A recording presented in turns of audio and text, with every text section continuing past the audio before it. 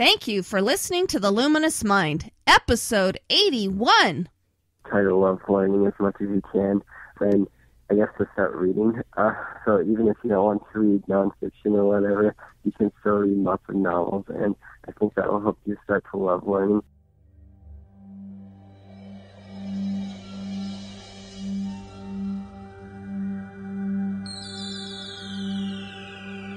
Benjamin Franklin once said, "Do not curse the darkness, rather light a candle instead."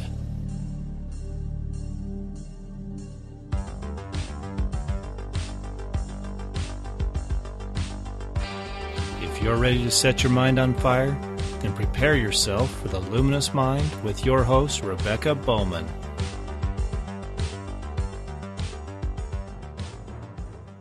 Hello? Hello?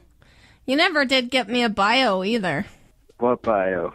About who you are and all of that. Oh. Like a resume type thing. So I guess I'll just go. Today's fire starter is Nick Bohman. Nick Bohman is a self-directed student scholar who is currently working on, his college classes. What's his bio, Jacob? Nick Bohman is also my son, who's decided to do an interview with me. Are you there? Yes. Welcome, Nick. Thank you. I guess. So, first of all, do you want to start off by telling us about yourself? Like your families and hobbies and passions? Well, my family is you, obviously, and then I have 2 brothers and 1 sister. And then for my hobbies and passions, I like to swim a lot, and I'm on a swim team year-round, and then I also swim on the high school swim team for part of the year. And then I'm also really interested in medical stuff, so I want to be like a paramedic or an EMT. I'm not really sure what I want to do with that, but I'm really interested in stuff like that. I teach lifeguarding classes. That's kind of related, I guess. And then I also love music, so I'm in a band, and I play guitar and other instruments. Oh, cool. Yep, he's really good at his band, so I can attest to that. So can you tell us what your personal educational experience has been? With my schooling? Yes. So I've been doing online school for my whole educational career, I guess, and I really like it because it lets me work at my own pace, and then if I want to work during the day or something, I can do my schoolwork at night. And that's really nice, and then I really love learning because of that. So I try to learn as much as I can from the internet and stuff, and I think that's because I've just always been learning, I guess, at home. So I'm used to that. Yeah, you don't have to have a teacher in front of you type of thing. So. Yeah. So do you know why your parents chose to homeschool you? No, not really. This will be interesting to hear your take of it. Well, I've heard that you were trying to start a charter school around the same time that I was going to be going into kindergarten. So, and that didn't work out as well as you thought, or it wasn't going as fast. So you decided to homeschool me for a year or so, and then I guess it just kind of went from there. We never stopped because we liked it so much, because we saw so many benefits. So great. So can you tell me kind of what your educational philosophy is? You know, some people, especially I guess, how old are you? You're 16. Yeah. You have an educational philosophy, and you talked about how you loved to learn and loved being able to study on your own. Well, I think that reading is really important, and so I try to read as much as I can, but not just fiction books, but I also read nonfiction books a lot too. And I've taken some classes where I had to read lots of different books, and I've learned a lot from those classes about how you can learn on yourself from books. And then I really love the internet. YouTube's my favorite way to learn. I think there's tons of videos on what I want to learn there. And then also there's this website called Khan Academy that I've been using a lot. and I think that's a great website. And they have like all sorts of videos with math, and then what I've been doing recently is anatomy and physiology. So that's, I guess, my philosophy is to learn by yourself. So with your love of medicine, is that what you're doing? You spend some time on YouTube learning different stuff like that, or what are you learning exactly on YouTube? I try to learn. I don't have like a specific curriculum that I'm doing with that, because I'm going to take EMT Basic hopefully soon, and but right now I'm just trying to learn as much as I can. So on YouTube there's like several different EMT channels where they go over like the different EMT skills, and I've watched all the videos on that, and then I've watched all of the EMT Basic lectures, and then I've also started learning about anatomy and physiology through YouTube and Khan Academy. I think that's a really important thing, because no matter what I decide to do with the medical thing, I have to know about the human body and stuff. So I've been doing that, and then also I got an EMT book recently, and I started reading that by myself. So pretty much everything EMT related I've been learning. Well, it kind of started, you taught yourself how to play guitar and stuff through videos like that too, right? Like when you were like 10 or 11 or something like that. Yeah. So that's awesome. So what are some of let's go back. How do you think your paradigm or your educational philosophies kind of changed over time and with experience? I could probably add to this, I guess. Like starting about 4th grade, I noticed that you were really starting to get motivated by the fact that as soon as you got done with your school, you could play. And you were one of those up at 6 a.m. trying to get your schoolwork done so you could have the rest of the day to play.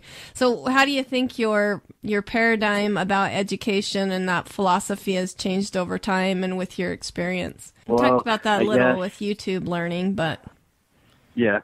I still love my normal schoolwork. Like, I don't really like writing essays and stuff, I guess, but I love learning new things. And I know a lot of my peers don't love going to school and stuff, but I really like school a lot. Even my math, I complain about it a lot, but some of it's actually kind of interesting to learn. So I guess it's changed because when I was younger, I didn't really like school, and then now I love learning stuff. So that's how it's changed. Well, yeah, you wanted to be outdoors. He's always loves the outdoors. So what's the best advice that you've ever received? We haven't really talked about any of your scouting either. So we missed that whole thing about scouting. Yeah. So what's the best advice you've ever received? I'm not really sure.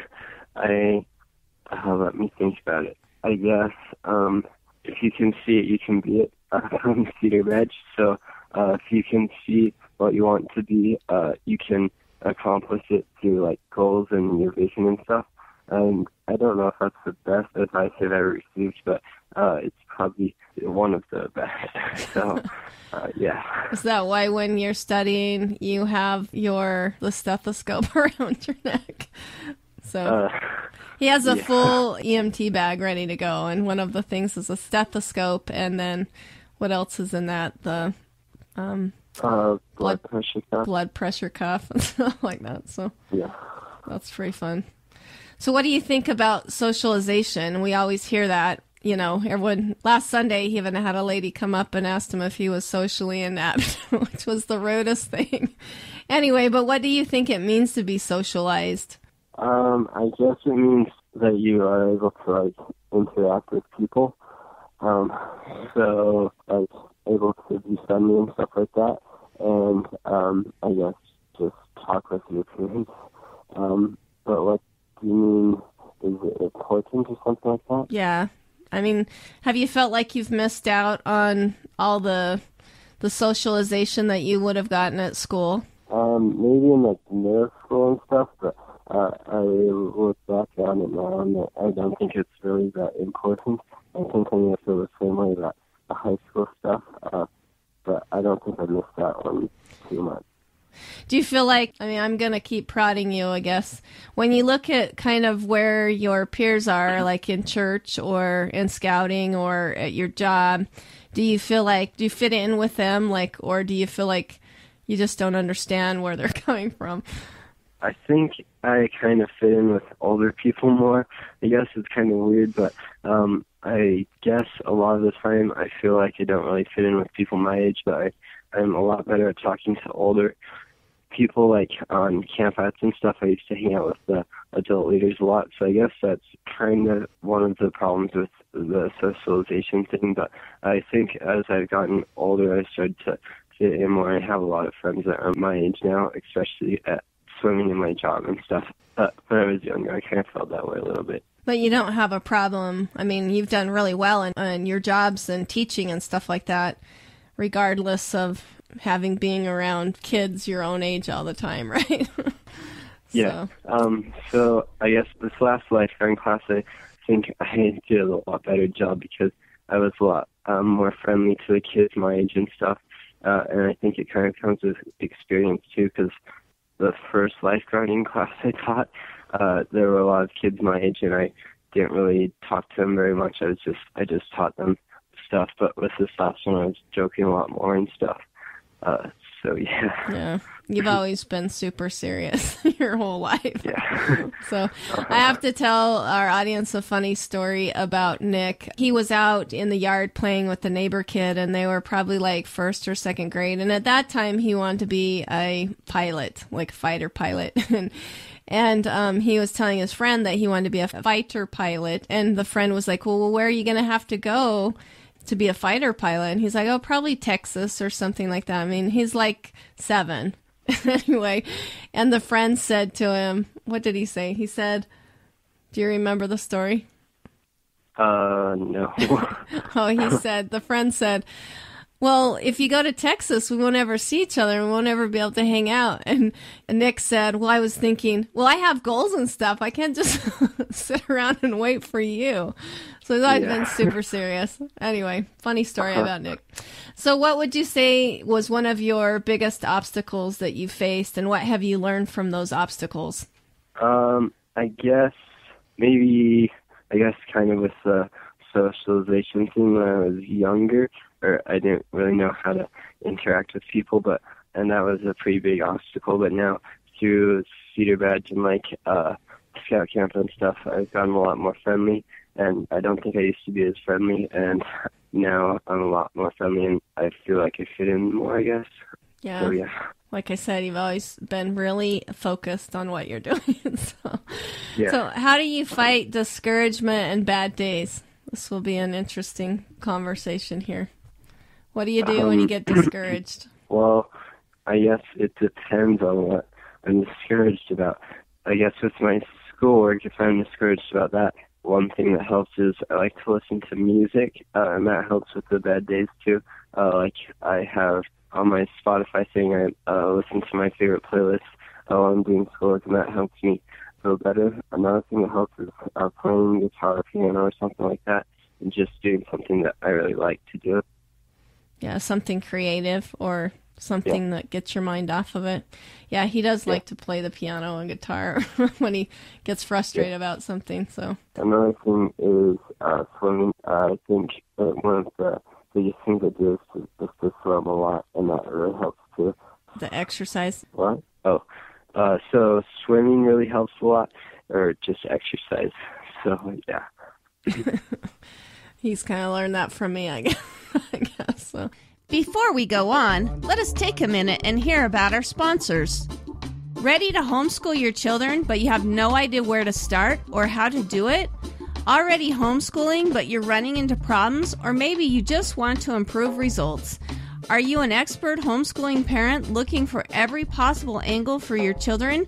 The Homeschooler's Handbook, written by an award-winning teacher with over 40 years' experience at every level of education, has the tools and answers you're looking for. Use the link on the luminousmind.net podcast show notes page and buy your own copy of the Homeschooler's Handbook today.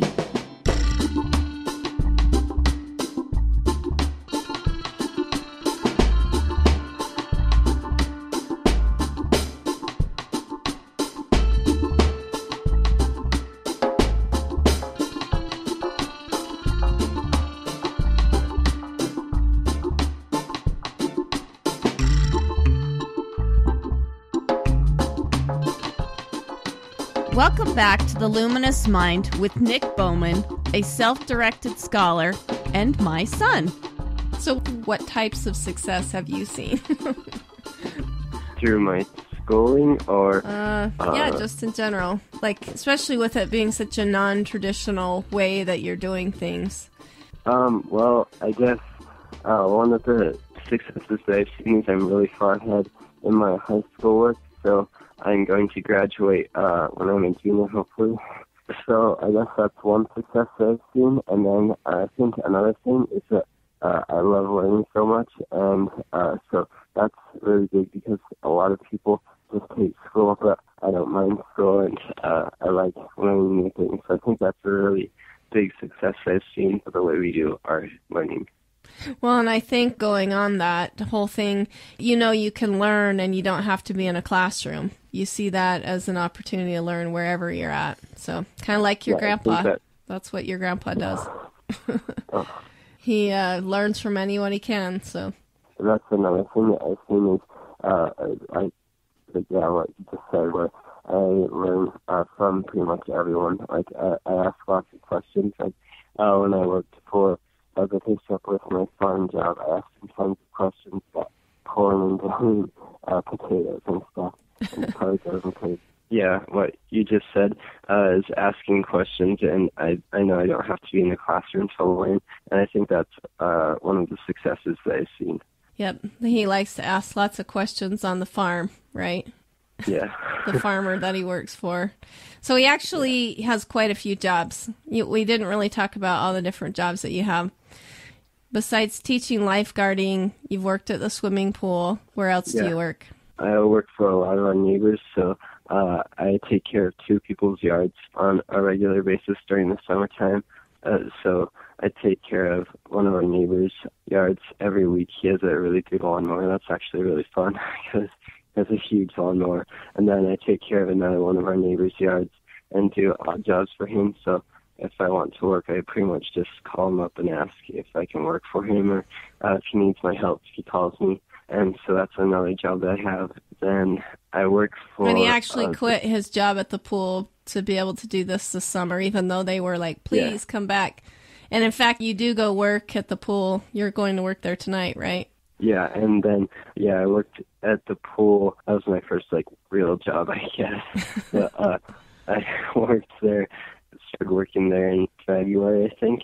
And so I stopped for the summer in May, and then but I still work for them if they need help, really bad. And then I'm going to be working there in the fall again, too, as a lifeguard. And then... Yeah, and they actually begged him to come back because they love him so much. Okay, and then who else did you... Then you worked I worked for the bishop on for corn. I helped pick corn for him. And then I work at Treasure Mountain Scout Camp during the summer, too. And then he also works as waterfront director at camp in his own business, teaching lifeguarding. Yeah, for own health. So that's health and safety. 6 jobs. Yeah. No wonder sometimes we feel stressed. But not all at the same time. No, that's true. What do you think are some personal habits that you have that help to make you successful? I guess I like to read, and I actually taught myself how to speed read probably last year, probably a year ago. And I think that's really important because I can read really fast. I'm not as fast as I used to be, but I still read a lot faster than the average person, and that helps me get through a lot more books and schoolwork too. The first year you taught yourself how to speed read, you read 100 books, right? Or something like that. I can't remember. I know I was reading at 600 words per minute. I'm not reading that fast anymore, though, because you have to practice it a lot. And then I guess another thing that makes me successful is working hard. So, I guess with piano, I practice a lot. Same with the other instruments that I play and being really focused. Yep. I've always thought, if he's going to be a huge success, it's because he has a super strong work ethic. And I've actually talked about that in one of my sparks, your work ethic. I can't even say that. Work ethic. Your work ethic is really strong, and so it's pretty awesome. So how do you organize everything? How do you get all your schoolwork done and work all these jobs and then have time for church and family and all of that? Well, I used to have a planner that I wrote everything down in, especially my schoolwork, and I don't really do that as much now. Another thing that I've done a lot is I've done brain games, so that helps with my memory and stuff, and so I keep everything organized in my head. Like, I think if I'm, like, doing schoolwork, I think, like, what am I going to do next after this, and I guess how I keep everything organized is I just know exactly what I'm getting to and what time I have to be everywhere. So, yeah. That's awesome. So how do you think you've benefited the most from homeschooling? So what I've benefited the most from homeschooling is that I'm going to graduate a year early and hopefully have a bachelor's degree by the time I'm 18.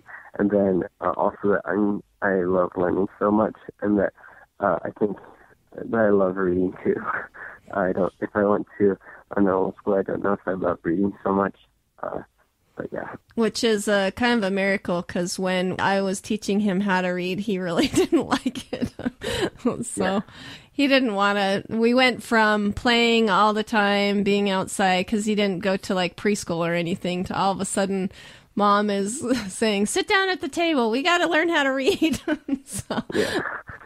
That forcing thing wasn't a good thing for us, but he survived somehow. So what are some of your long-term goals? You talked about doing EMT stuff and medical. Do you want to tell us long-term goals? Well, I want a bachelor's degree in paramedicine by the time I'm 18. So, and then I want to go on an LDS mission. So, hopefully by the time I go on a mission, I'll be certified in EMT basic and paramedic. And then when I come back and go to college to get an associate's degree or higher, I'll be able to work on the ambulance or for EMS service. And then I'm not really sure what else I want to do in medicine. I thought about being a rescue swimmer for the Coast Guard, and I still want to do that, and I think that would be a really good way to pay for my college, but I don't think I want to do that as a career as much anymore. So I've actually thought about being an ER doctor, and I think that would be really cool to be a physician for the ER, but I'm not sure if I want to go to school for that long, so I'm kind of figuring that out. I'm thinking about being an ER doctor, but I'm not sure, so I might be a PA instead, so definitely something in the medical field, but I'm not really sure exactly what yet. But hopefully by the time I'm 18, I'll have a degree in paramedicine, so that will help me decide if I want to go on or just be a paramedic. So, and you talked about an LDS mission too before. Yeah. All right. So what advice or encouragement would you give to someone who's just starting out? Maybe you should talk to the moms, How would your life be different if I would have given up homeschooling you, do you think? Well, I don't think I love learning as much as I do. And then I think I'd probably try to fit in more and be like the popular kids or whatever, but I'm not really sure. I think it kind of scares me, though, thinking about what would have happened if I went to a normal school. So I think some advice I could give someone is just to stick with it. And definitely by the time they're like fourth grade or so, they'll be a lot more self-motivated. So stick with it, because at the beginning it's really rough, I think. Some more advice I could give is if you want to homeschool someone, you need to start them out when they're like right in first grade or whatever. I don't think it works very well to like pull them out in middle school and homeschool them through high school, because especially if they don't want to be homeschooled. Yeah. But even if they want to be homeschooled, sometimes they still want to fit in more with like the people at school, and then that kind of stuff, their education kind of suffers because of that. Yeah, the popularity does create that. So, yeah, that's awesome. So do you have a favorite book or resource that you want to share? Or a resource for learning? Yeah, anything. I guess you talked about Khan's Academy a little. Yeah, so Khan Academy is really good because they have math and English and sciences and pretty much every type of anything you can want to learn.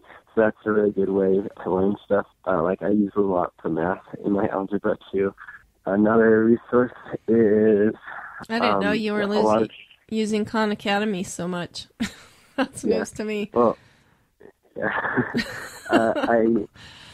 there are also degrees college will give away for free, like, and not a degree, but it's like you can take the class and you won't get a certificate or anything, but I think that just learning stuff like that on your own is a really good resource to use, because I guess the way I think is there's lots of colleges that will have like courses that you can take for free, and you don't have to pay for it unless you want a certificate or something like that.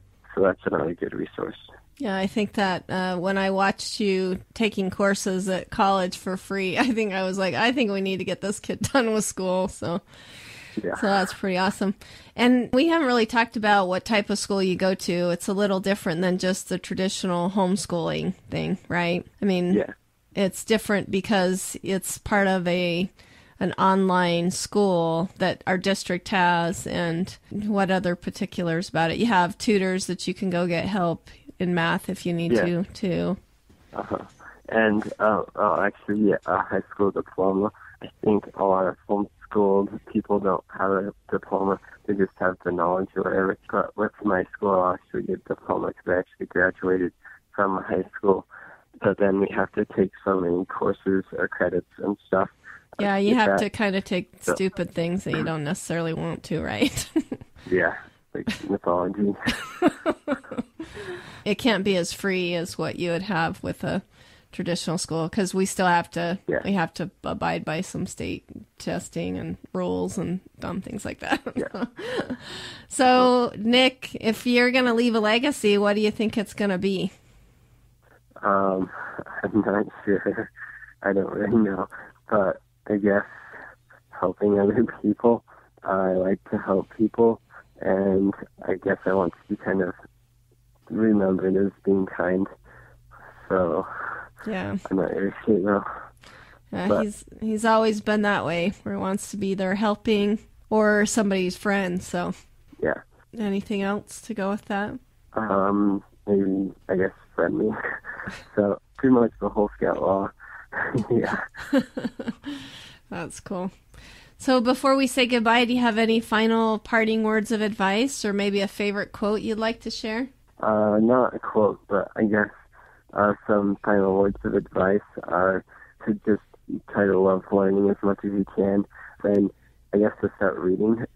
So even if you don't want to read nonfiction or whatever, you can still read lots of novels, and I think that will help you start to love learning. I think that's what helped me start to love learning, is just to read fun stuff, and then that makes you start to want to read more of, I guess, nonfiction type of stuff. So I guess to try to love learning and to read.